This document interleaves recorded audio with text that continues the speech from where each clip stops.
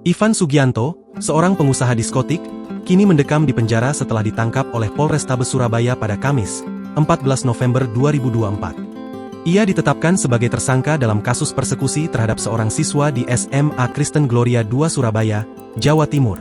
Penangkapan terjadi di Terminal Kedatangan Bandar Udara Juanda di Sidoarjo sekitar pukul 16 waktu Indonesia Barat.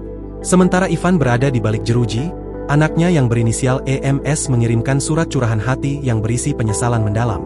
EMS mengekspresikan rasa bersalahnya karena tindakan yang dilakukannya telah mengakibatkan penangkapan ayahnya. Ia merasa keluarga mereka hancur dan kini hidup dalam ketakutan serta malu. Dalam suratnya, EMS mengungkapkan betapa beratnya situasi yang mereka hadapi. Ia merasa kehilangan sosok ayah yang selalu melindungi dan memberikan yang terbaik untuk keluarga. EMS juga menyatakan keinginannya untuk menjaga ibunya dan berdoa agar Tuhan memberi kekuatan untuk mereka berdua.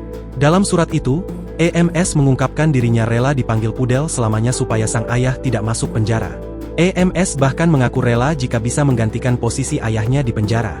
Meski demikian, ia mendoakan agar Ivan bisa segera berkumpul kembali bersama keluarganya.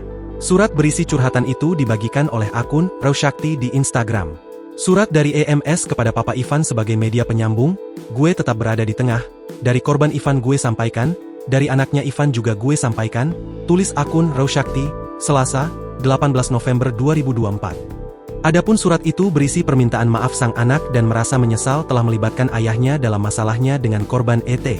Sebelumnya, Kabid Humas Polda Jawa Timur Kombes Pol Dirmanto mengatakan Ivan Sugianto terancam 3 tahun penjara. Ia dijerat menggunakan Undang-Undang Perlindungan Anak atas tindakannya itu.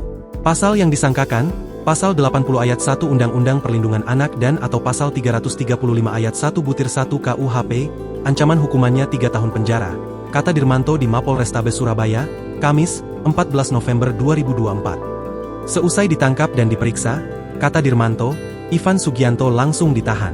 Dia tak hanya tersandung kasus perundungan, tetapi juga tindak pidana pencucian uang. Kepala PPATK Ivan Yustiavandana yang dikonfirmasi media Kamis, 14 November 2024, mengatakan, pihaknya telah memblokir rekening Ivan Sugianto. Pemblokiran juga dilakukan ke rekening klub malam Valhalla Spectaclub Surabaya, yang disebut milik Ivan Sugianto. Selain itu, ada belasan rekening yang berkaitan dengan Ivan yang turut diblokir. Ia menambahkan rekening milik Ivan terdeteksi adanya aktivitas ilegal. PPATK menyelidiki dugaan pencucian uang dan aliran transaksi mencurigakan lainnya pada rekening-rekening tersebut. Download Tribun X sekarang, menghadirkan lokal menjadi Indonesia.